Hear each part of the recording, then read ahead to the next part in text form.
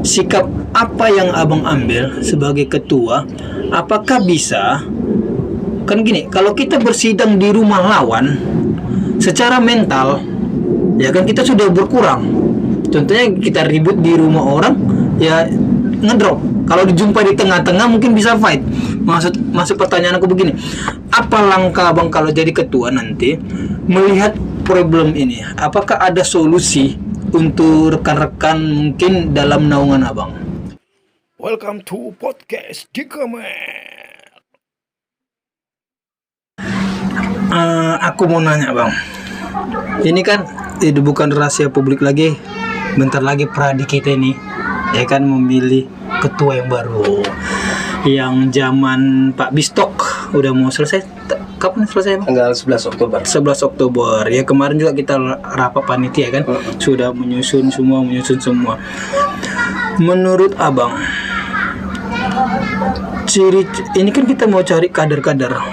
Ya menurut abang kader-kader yang bagaimana yang cocok untuk mencalonkan sebagai ketua? Karena gini, oke, pengalaman abang tadi sudah sangat banyak khususnya di buruh bang. Kalau mungkin di komunitas suku mungkin oke lah, karena buruh ini kan semua suku. Oh iya. Semua suku. Dulu teman-teman misalkan saya ada ribut itu, teman-teman Batak ikut. Saya bilang, Mas gimana mas? Saya mau ikut ya. Nggak usah, ini problem saya. Kemudian tiba-tiba ada yang Flores daerah. Mas saya harus turun ini persoalan kita ini. Bukan, boleh persoalan kita, tapi saya sebagai ketua saya tetap akan menyelesaikan problem itu. Gitulah kira-kira. Jadi saya ini sudah jadi miliknya teman-teman. Apalagi kalau misalkan Andika nanya teman-teman daerah RSS, kawasan RSS, itu teman-teman saya semua Batak semua di situ. Dulu kan supir-supir itu semua. Nah, kita kan sering nongkrong di situ. Tapi saya alhamdulillah, jadi nggak ada lah teman-teman yang mau bentrok sama saya. Itulah makanya aku bilang bang, di buruh ini kan kompleks semua orang. Itulah seperti kompleks itu gambaran kecilnya Indonesia, semua suku bahasa di sana, pola pikir gitu. Jadi saya mau narik ke persamaan advokat kita ini bang, Pradi kita ini. Ini kan Pradi kita kan seperti buruh tadi, banyak suku, banyak pola pikir, apalagi pengacara punya pemikirannya sendiri. Abang ada niat nggak mau mencalonkan jadi ketua?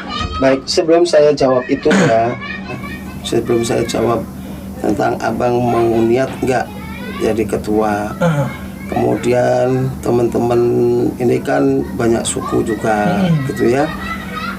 Saya mau cerita tentang profesi kita ini kan officium nobile, profesi yang mulia. Kenapa profesi yang mulia?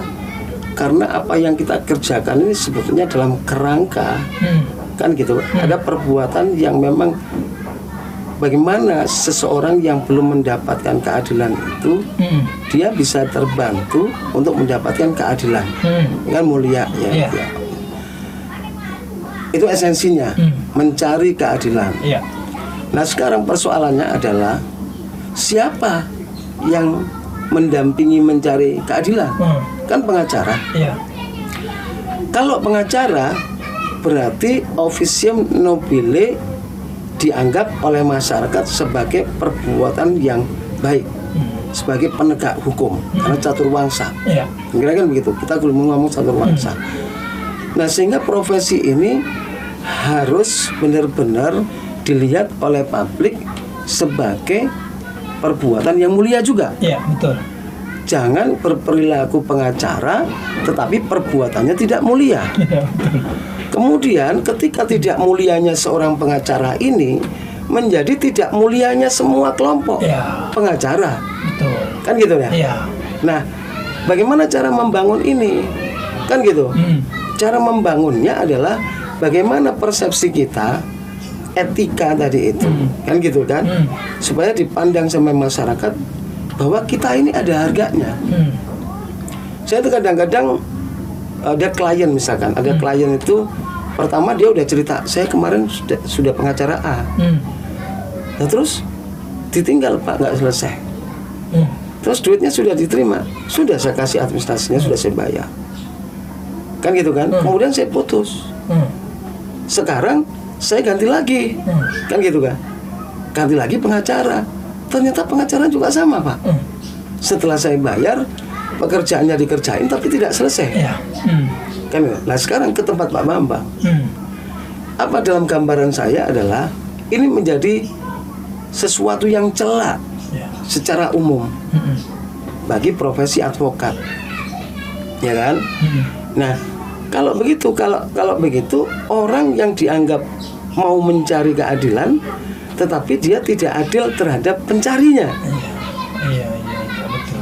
Maka pikirannya menjadi begini masyarakat, sama aja lah pengacara itu, nggak jelas itu, duit aja besar-besar diminta, tapi kerjaan nggak selesai. Boro-boro kalau ada laporan nggak ada laporan, misalkan, ini kan stigma. Stigma ini harus dirubah, kan gitu kan? Harus dirubah. Ini persoalan mendasar. Supaya apa? Supaya profesi pengacara ya officium nobile, profesi yang mulia. Lah bagaimana membangun yang mulia? Kan korelasinya kan begini. Bagaimana membangun yang mulia? Persoalannya adalah kalau dia melanggar kode etik, misalkan kayak perbuatan-perbuatan yang tadi, saya kira dia tidak memiliki pengalaman. Ya kan? Tidak memiliki pengalaman, tidak menguasai materi. Ya kan?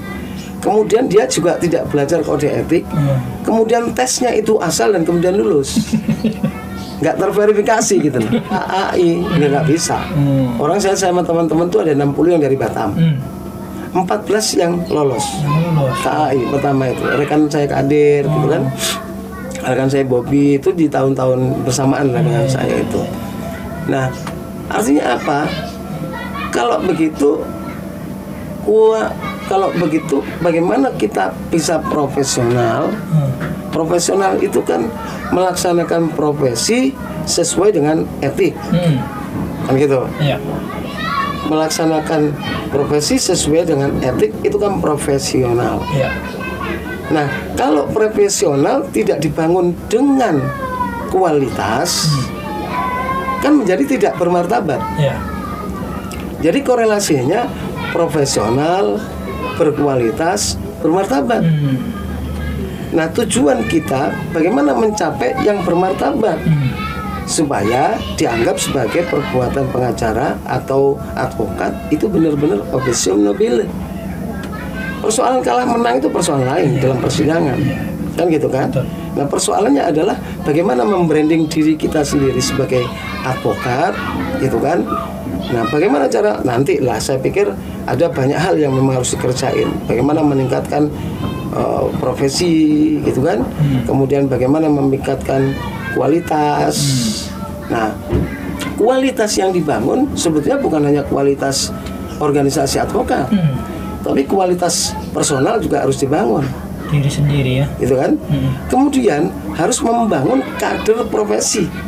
Mahasiswa-mahasiswa itu juga harus dibangun, karena kan mereka pertama melihat ketika mau jadi penegak hukum, dia kan dia punya cita-cita menjadi penegak hukum, kan sudah punya hatinya kan, memilihnya bagaimana. Jadi sikapnya itu sudah ada sebetulnya di mahasiswa. Ya pengenalan lah kita, mengenalkan tentang etika, tentang organisasi ini, ya kan gitu kan. Nah jadi ada internal, ada personal, kemudian ada kader, kemudian ada masyarakat, supaya seluruh stigma tadi itu menjadi teratasi. Ya kira-kira bagaimana bisa menjadi peradi yang nomor satu, kan gitu kan, di publish. Kalau kita sering membranding di publik, kira-kira tesnya peradi itu susah loh, rekrutmennya susah loh.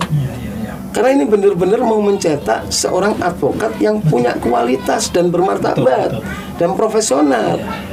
Maka rekrutmennya juga sangat sulit. Dari mana? Dari PKPA. Setelah PKPA, bagaimana materi di PKPA?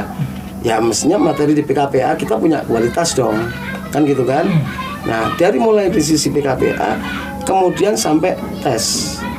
Tes itu kalau di peradi kita kan nggak tes langsung oleh peradi, tapi dites oleh orang lain, oleh lembaga lain yang memiliki kemampuan untuk ngetes seseorang menjadi advokat. Kan gitu kan kira-kira kan? Untuk menjadi advokat. Advokat apa? Advokat yang berkualitas. Advokat yang bermartabat.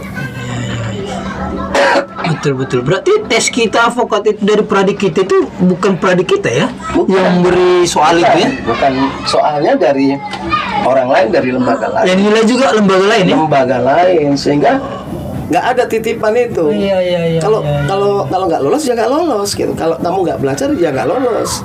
Kalau kamu nggak bisa ya nggak lolos, kan gitu kira-kira. Tapi kalau kamu belajar, kamu pintar, kamu menguasai materi, praktek, orang magang misalkan, ya lolos dong. Iya. Lolosnya itu bukan karena titipan, misalkan Andika gitu kan, mau tes, minta bantu sama saya, Pak Bambang kan pengurus Pradi, masa nggak bisa Pak ngelolosin saya? Saya ceritain. Iya. Di Pradi itu rekrutmennya susah, kan gitu. Pertama PKVA, kemudian tes. Saya cerita sama teman-teman tuh kan banyak yang ngomong sama saya gitu. Masa nggak bisa? Kan Mas Bambang sekretaris bisa ngomong sama DPN. Kan gitu kan? Iya. Bro, ini advokat bro, bukan mau kerja di PT, kan gitu. Nah, akhirnya saya bilang sama teman-teman gitu ya Mas ya. Jadi melalui lembaga pendidikan yang lain, kemudian yang nilai dia, yang ngetes dia, baru nilainya itu diserahkan kepada DPN. Jadi DPN itu sudah terima selesai dan memiliki ukuran. Tinggal berapa tingkat kelulusan dia. Apakah 80 ukurannya kan, indikatornya itu apa, kelulusan 70 apa 80, itu memang DPN. Sehingga penyaringan kita, rekrutmen kita dengan beberapa tahap ini, kita sudah punya nilai. Kan gitu kan, sudah punya nilai kita, karena kan orang mesti kode etik dipelajarin dong, tesnya kan, semua materi dipelajarin semua. Jadi kita udah masuk ke wilayah itu. Jadi pradi kita ini sip lah kan gitu kan, rekrutmennya. Kalau jumlah advokat yang tidak punya kredibilitas banyak, ya kan jadi problem advokat kan. Tapi oke lah, kita berpikir tentang organisasi kita lah, bagaimana membangun supaya menjadi nomor 1 lah di Batam itu.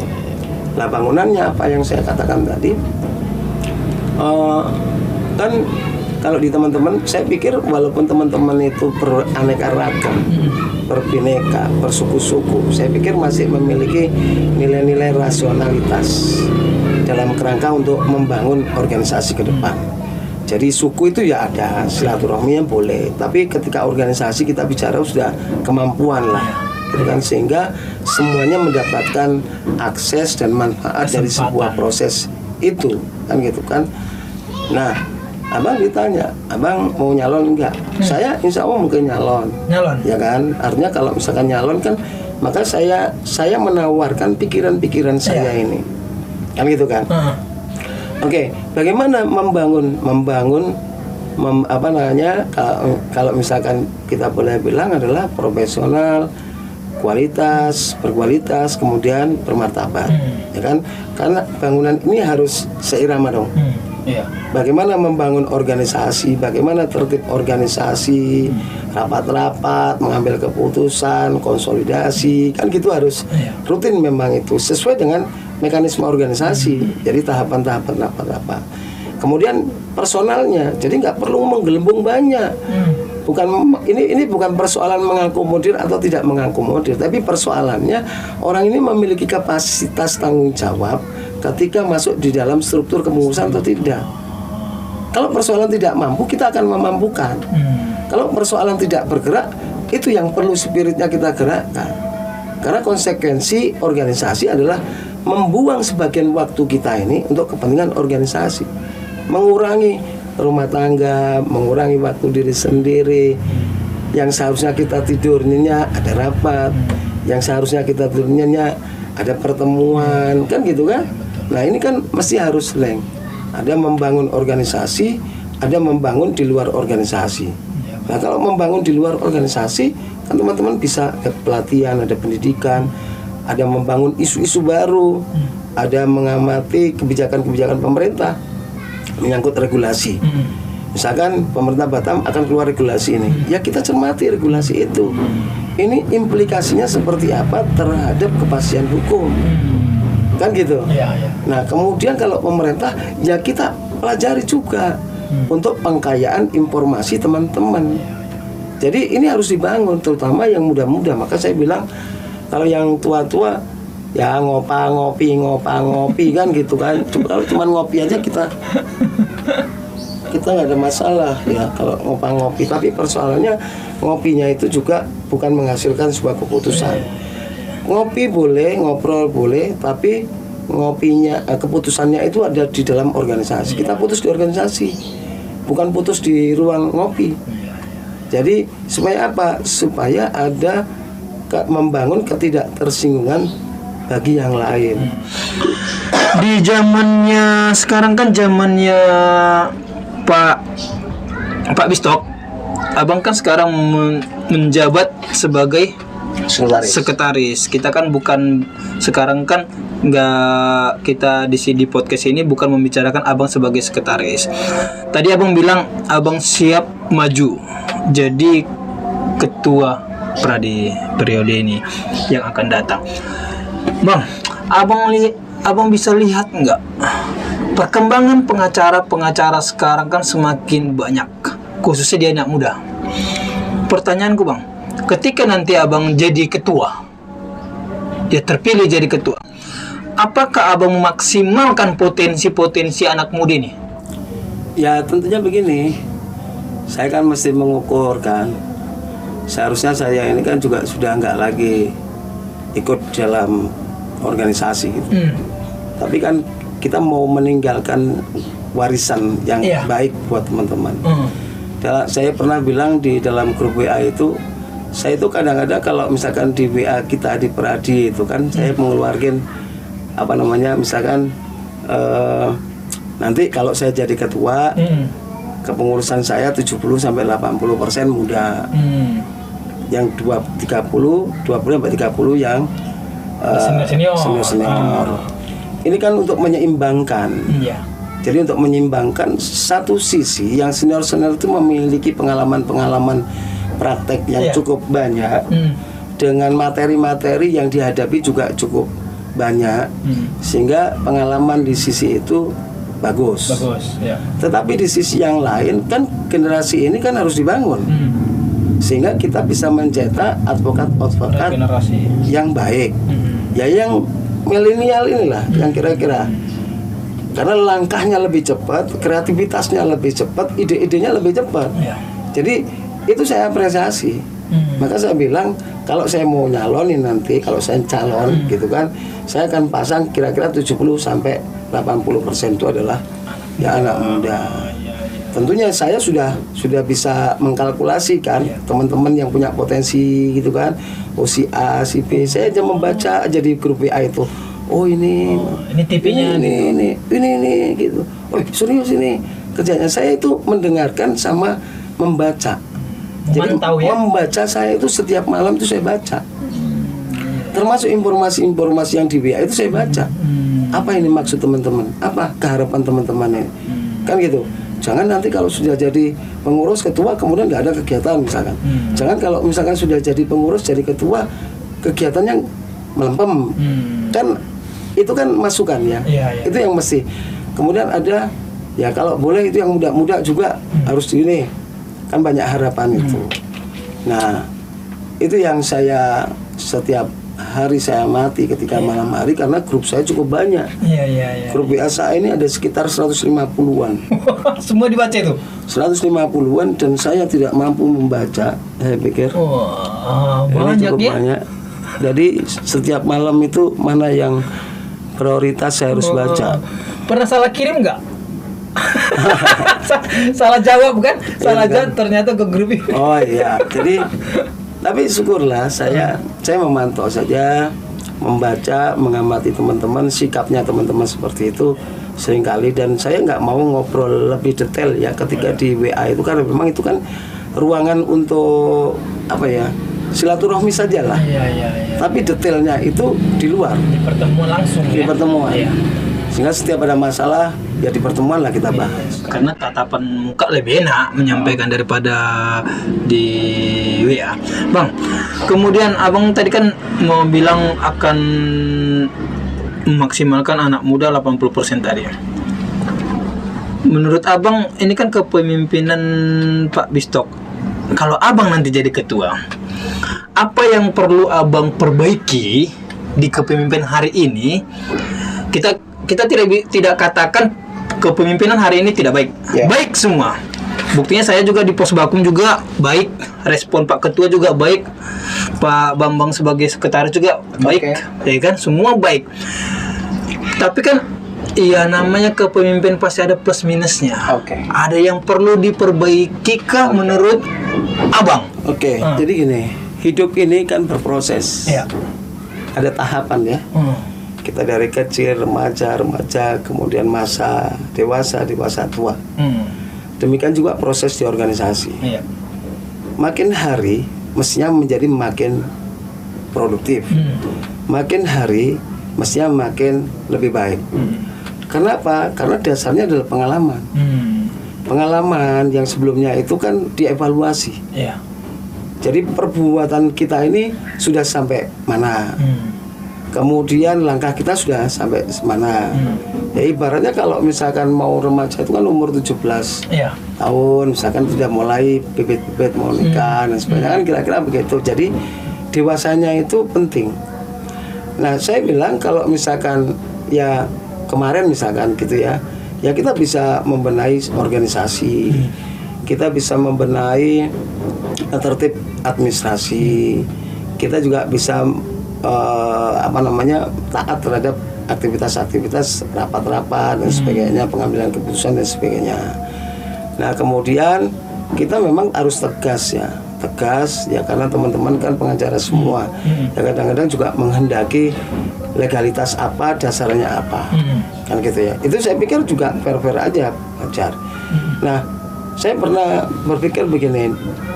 Awal-awal misalkan ya setiap orang memiliki kemampuan sendiri ya, kan kita juga nggak bisa memaksa. Tetapi organisasi ini kan harus mencari orang yang terbaik dari yang ada, gitu kan. Bisa perilaku kan juga kita nilai, gitu kan. Termasuk kecakapan, kemampuan organisasi. Saya tidak boleh mengklaim kemampuan saya ini, tapi background saya, apa yang saya sudah sampaikan tadi itulah pengalaman organisasi saya. Saya pernah begini, bagaimana saya bisa mengenalkan organisasi Peradi kita ke kampus kalau kita tidak pernah bertemu dengan teman-teman mahasiswa Fakultas Hukum, kan gitu kira-kira begitu. Bagaimana kita bisa menceritakan tentang ide gagasan Peradi bagi kader-kader muda nantinya supaya dia ikut ke Peradi, kan gitu. Nah berarti kan kita harus bertemu dengan mereka, supaya tidak diambil oleh orang lain, yang orang lain itu instan gitu loh. Yang saya bilang tadi kita kan membangun officio nobilenya itu tadi.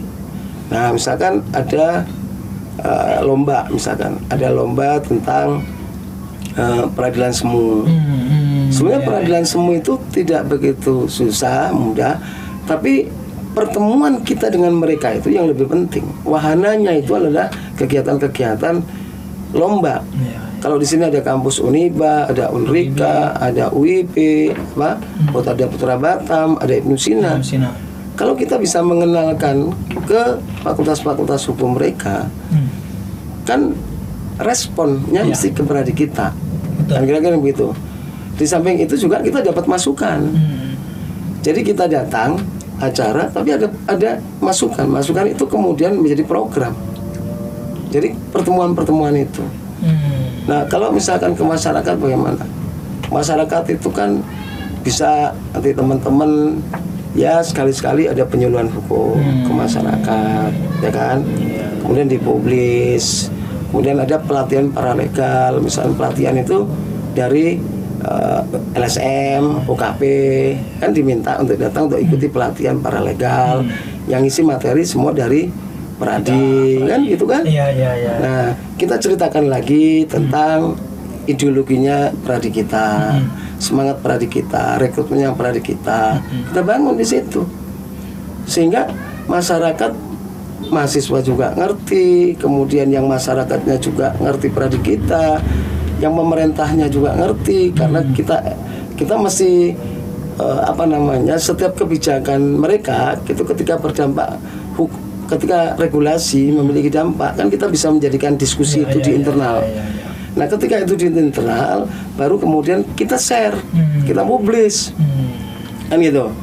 Nah, bagaimana kalau dengan sesama penegak hukum? Sesama penegak hukum kita bicara tentang aturan, kan gitu. Kita bicara tentang aturan. Misalkan ada anggota kita yang terkena problem apa, ya kan? Ada sikap apa, ya kan? Nah, kemudian jadi nantinya ini pikiran saya sehingga penegak hukum, jaksa menghargai kita karena kita profesional, polisi menghargai kita karena kita profesional, ya kan? Kemudian hakim pengadilan juga menghargai kita. Ada juga, ya kan? Jadi kalau misalkan ada jaksa, Pradi sekarang sudah pintar-pintar loh. Sulit ya. Bahkan materi kita aja dibicarakan oleh mereka. Kan kira-kira begitu. Iya, betul. Kemudian di polisi misalkan, Pradi sudah membicarakan perkap kita nih. Nah, kan gitu, kira-kira begitu, sehingga teman-teman itu menjadi tahu tentang regulasi masing-masing. Lah polisi juga mempelajari undang-undang kita, undang-undang mereka kita pelajari, kita bicarain yang kira-kira tidak profesional, karena kita mau membangun semuanya profesional dong.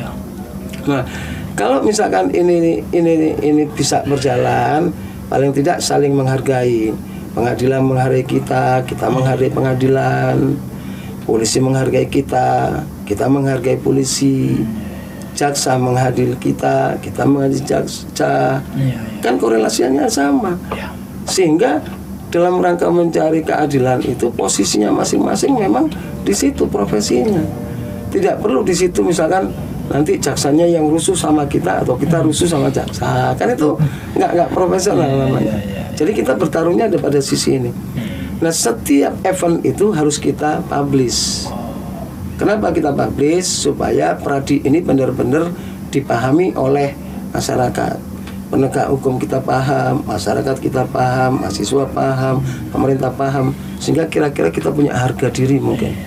Itu semangat kalau misalkan apa yang kira-kira saya gambarkan gitu, sehingga semua ada di dalam wilayah itu.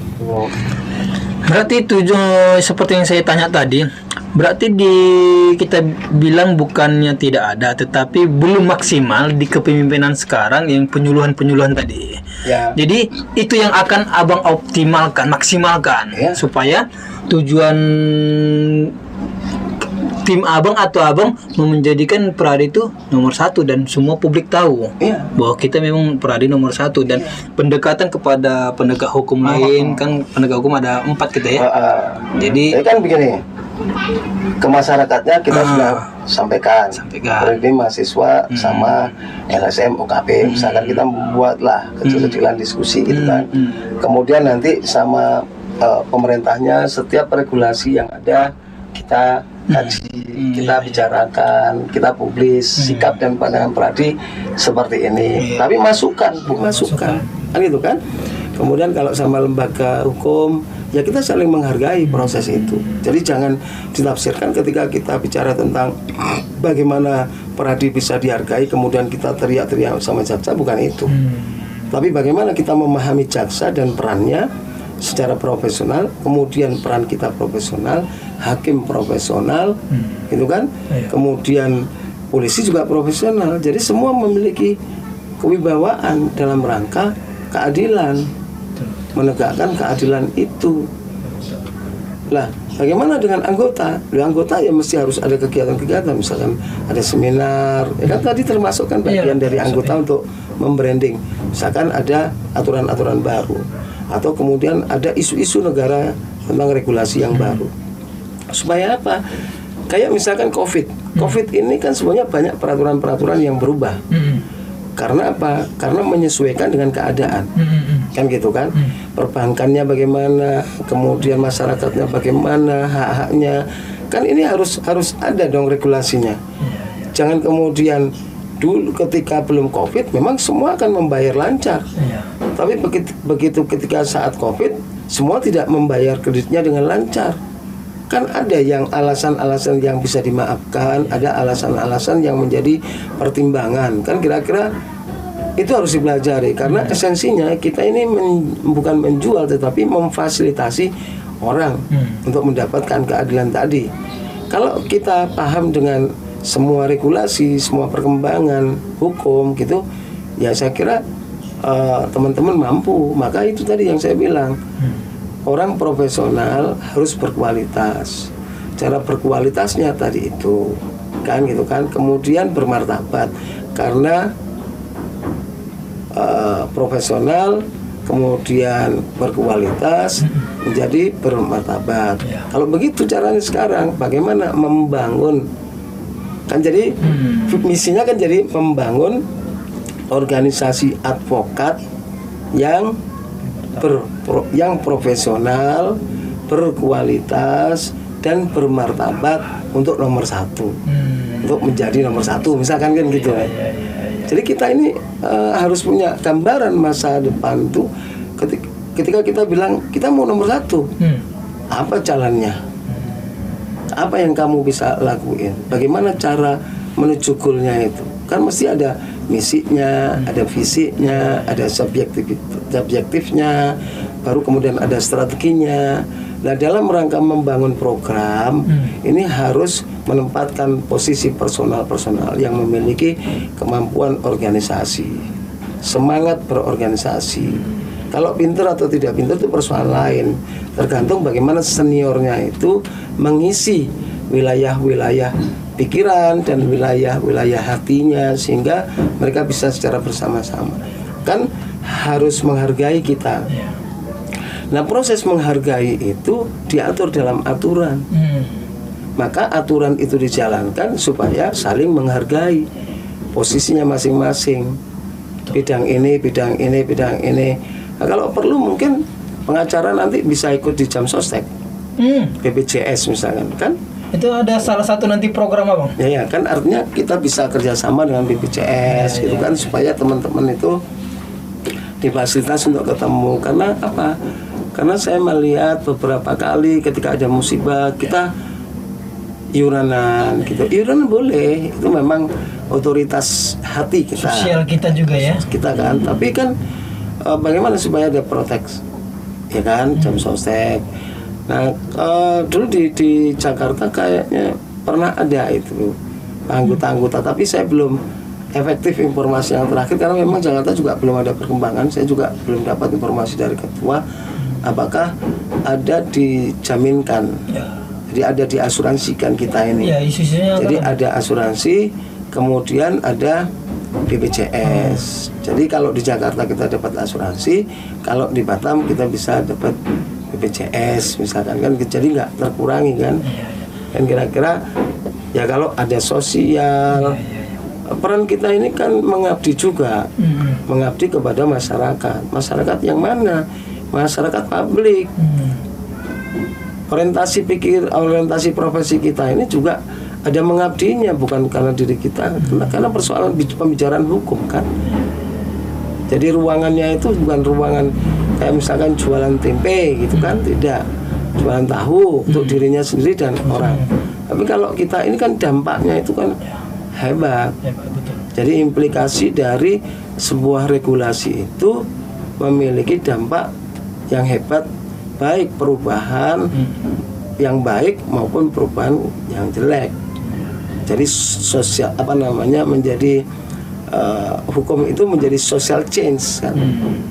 Aturan itu menjadi social change, menjadi merubah peradaban manusia inilah kira-kira. Jadi mau menekankan Bang, berarti itulah salah satu program nanti ya, rencananya satu. Ini pikiran saya.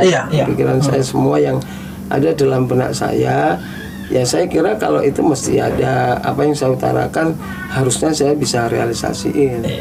Karena saya punya tim, dan tim itu juga bukan persoalan suka atau tidak suka, tapi yang saya bilang tadi. Jadi kabinet kita ini harus diisi oleh orang-orang yang memiliki loyalitas, dedikasi kepada organisasi, Tapi memang tidak semua orang punya hobi organisasi. Kita memilih teman-teman, sahabat-sahabat, rekan-rekan yang memang biasa organisasi.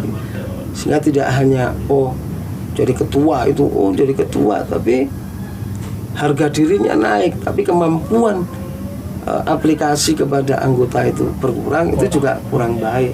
Artinya bisa dianggap kurang berhasil. Jadi saya tadi bilang saya tidak ingin menilai, tapi memang harusnya makin hari organisasi ini makin baik. Karena tuntutan perkembangan hukum dan zaman juga dinamis, sangat dinamis sekali. Itulah kita tidak bisa mengatakan bahwasannya peradilan dalam kepemimpinan Pak Bistok tidak baik-baik. Tapi kan ada hal-hal yang akan kita tingkatkan begitu. Ini pertanyaan bisa dijawab atau tidak? Ini kan tadi lumayan ada panjang rencana-rencana Abang jika nanti jadi ketua. Kenapa tidak dilakukan, Bang? Sedangkan Abang punya kapasitas sebagai sekretaris saat itu. Gini ya. Jadi saya ini kan menghargai organisasi ya. Siapa ketuanya? Apa yang diperintah? Jadi itu etis. Walaupun saya memiliki kemampuan itu, tapi saya tidak bisa bergerak sendiri. Kalau misalkan saya utarakan, ya saya utarakan. Tapi kan saya harus menghargai. Ya di situ saya memaklumi, tidak boleh misalnya, ini begini itu. Background itu menentukan. Background itu menentukan. Sehingga saya ketika di rekan Bistok, saya mesti ngobrol, ayo ngopi gitu, biar ada hal-hal yang kita bisa diskusiin. Terus terang saya nggak punya kemampuan untuk melawan ya, karena saya adalah bagiannya. Kecuali kalau misalkan saya punya otoritas sendiri, ya mungkin saya berbeda ya. Oke, saya sangat setuju itu, karena ya dalam berorganisasi kan ada tingkatannya. Iya, ada kemampuan kamu hanya di sini, kapasitas kamu di sini. Jadi kalau sekiranya nanti Abang ketua, jadi mempunyai power untuk menjalankan, mengeksekusi niat itu. Iya, jadi ada leadership, ada manajemen. Di kepemimpinan itu kan ada leadership, ya kan? Ada kepemimpinan, ada manajemen, kan gitu. Ada peran mengakomodir. Jadi mampu menentukan posisi program itu kepada siapa.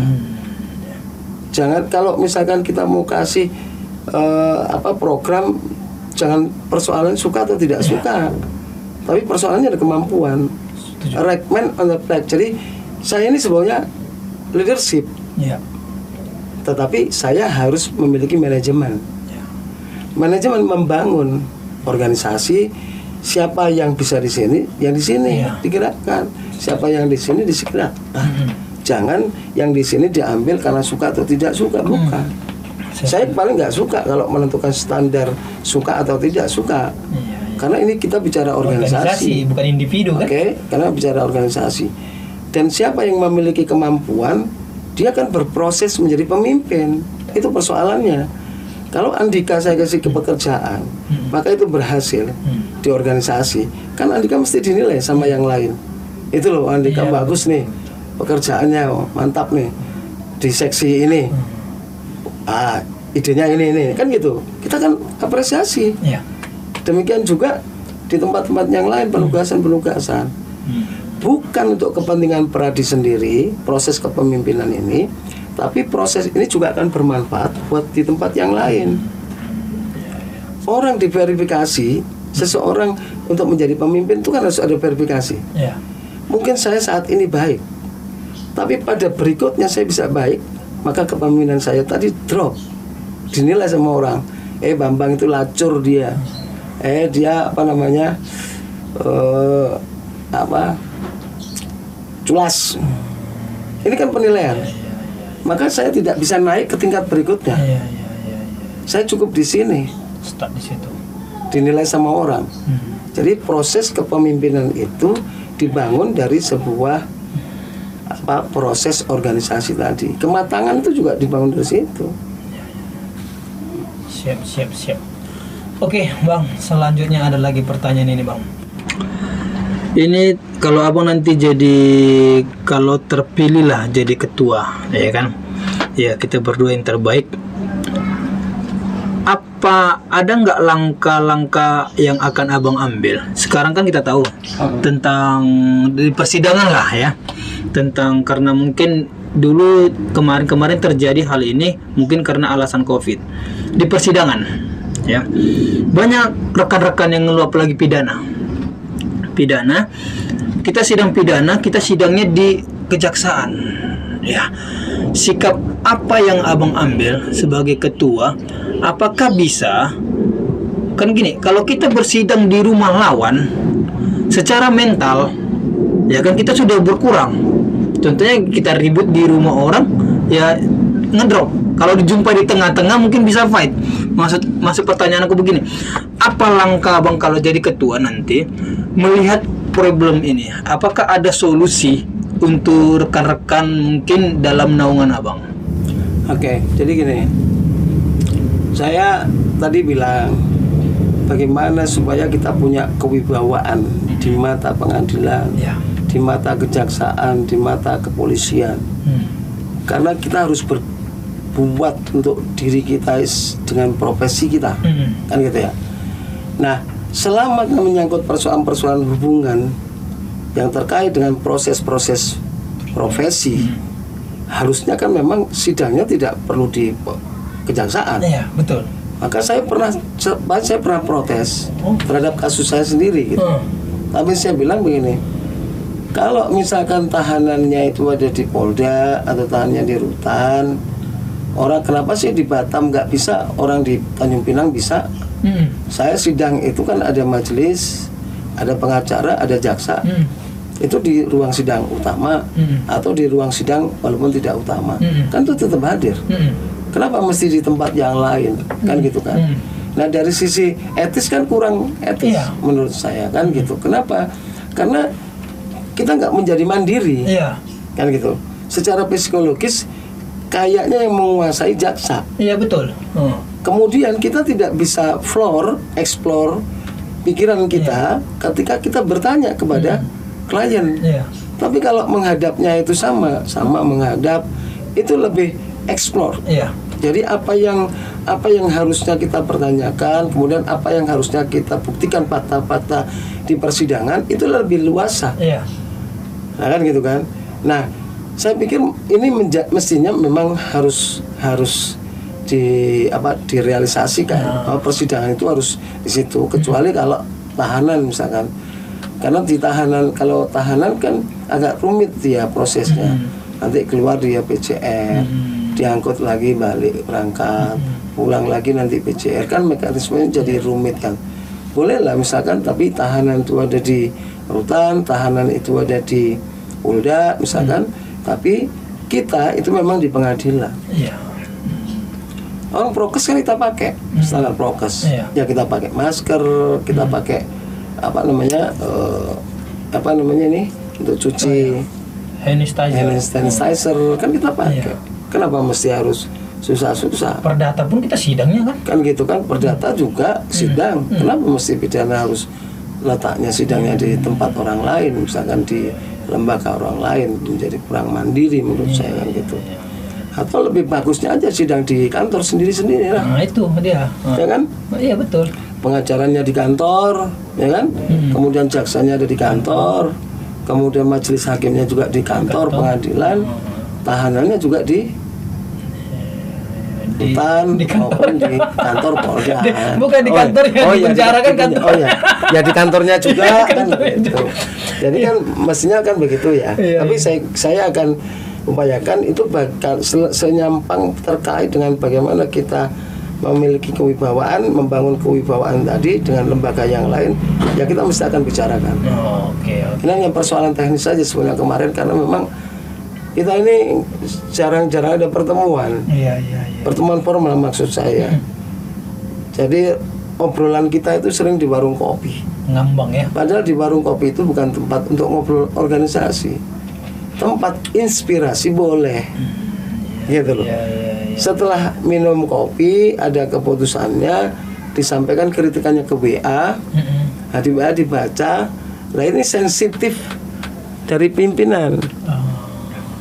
Kalau pimpinannya sensitif, segera itu blow up, diambil, yuk kita rapat untuk membicarakan apa yang ada di WA itu. Nah, kan ada rapat harian, ada rapat pengurus, ada rapat anggota, ada muscap, ada rapim, kan ini jenis-jenisnya. Kapan kita harus membuat rapat pengurus, kapan rapat harian. Rapat harian menyangkut kebijakan-kebijakan dulu. Baru kemudian ketika aplikatif baru rapat pengurus, karena di rapat pengurus itu ada bidang. Jadi kapan kita membicarakan materi untuk rapat harian sendiri, di situ ada ketua, sekretaris, wakil ketua dan wakil-wakilnya. Nah itu kan di ruangan itu, di mekanisme itu. Setelah ini dibicarakan sepakat, baru kita bicarakan di dalam rapat pengurus. Berarti gini Bang, berarti kalau nanti Abang jadi ketua, Abang akan jadi sensitif mendengar isu-isu dalam grup ya? Ya namanya pemimpin itu disuruh nggak disuruh kan harus sensitif. Harus ya, sensitif. Karena kita kembali ke sensitif, mungkin Abang pernah baca di WA kita itu, ada rekan kita almarhum tidak dapat apa-apa, sedangkan di daerah, salah satu daerah ada dapat, kan begitu.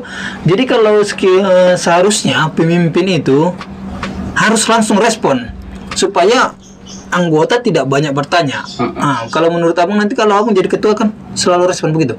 Oke, jadi gini, saya harus menjawab faktanya ya, kan gitu kan. Karena kayak yang kemarin kejadian ke Mas Bambang gitu ya. Kemudian kan ada dibicarakan, saya minta, biasanya saya nggak bicarakan jawaban saya itu, saya mesti jabri. Misalkan sama rekan kita Richard gitu. Saya minta supaya surat kematiannya dibawa, supaya warisnya dikirim, jangan fotokopi, segera kita kirim ke DPN, kan gitu. Nanti jawabannya seperti apa. Kemudian yang Agus misalkan, gitu kan kemarin kita langsung juga buka iuran juga kan, kan gitu kan. Nah saya bilang kalau mau realisasi tentang jaminan, misalkan asuransi gitu kan, mesti harus ada surat kematian dong, surat ahli waris dong, kan gitu nih, ada KTP-nya lah, kan gitu. Kemudian ada KTA-nya lah, itu kasih ke kita yang aslinya, kan gitu kan. Tapi ini nanti jadi pengalaman kita lah ya, sehingga ini menjadi lebih terarah gitu. Jadi setiap persoalan-persoalan yang terkait dengan organisasi itu menjadi lebih fleksibel dan kemudian bisa terselesaikan dengan baik. Oke. Berarti sudah Abang respon kemarin? Saya respon. Berarti sedangkan jadi sekretaris saja sudah merespon. Saya respon. Apalagi jadi ketua lebih besar powernya, begitu loh. Ada sampai saya WA, saya bilang sama Richard, Richard tolong dong kirim aslinya gitu. Kalau surat kematian fotokopi kan dia bisa minta ke kecamatan. Ahli waris juga kan dari kecamatan.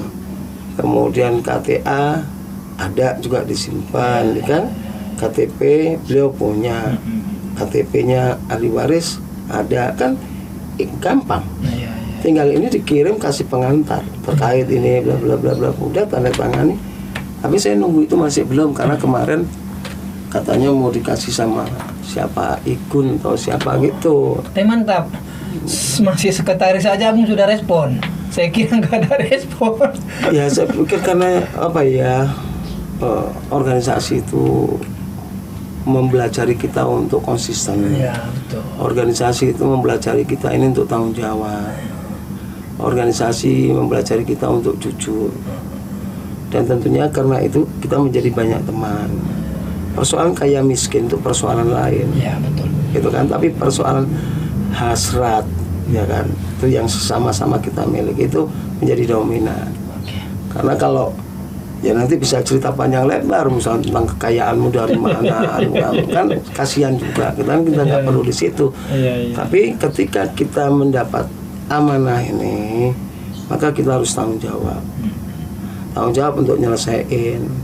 Maka sangat hati-hati memang kalau misalkan saya jadi ketua, tapi kabinet saya tidak terpilih yang memiliki kapasitas, apa yang saya pikirkan itu juga bisa tidak menjadi kenyataan. Berjalan ya. Kan gitu kan. Kalau nggak sejalan ya, Ya. dengan kabinetnya. Jadi saya tidak boleh meninggalkan sahabat-sahabat, rekan-rekan yang memang memiliki kapasitas itu kan.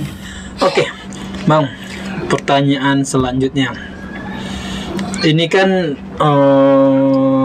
kita udah mau pemilihan sebentar lagi. Ya, sebentar lagi. Mungkin tanggal 23 ya. 23 pemilihan ketua. Semua panitia sudah bekerja dengan sangat gencar-gencarnya. Dan para calon atau balon kita sudah lihat lah. Ini yang sebelum mendaftar ya. Nah, menurut Abang ada beberapa orang nanti yang akan mencalonkan. Ya harapan kita lebih banyak juga lebih bagus, karena dinamika organisasi itu hidup. Jadi di samping untuk pembelajaran di internal kita dilihat oleh orang itu lebih demokratis gitu loh.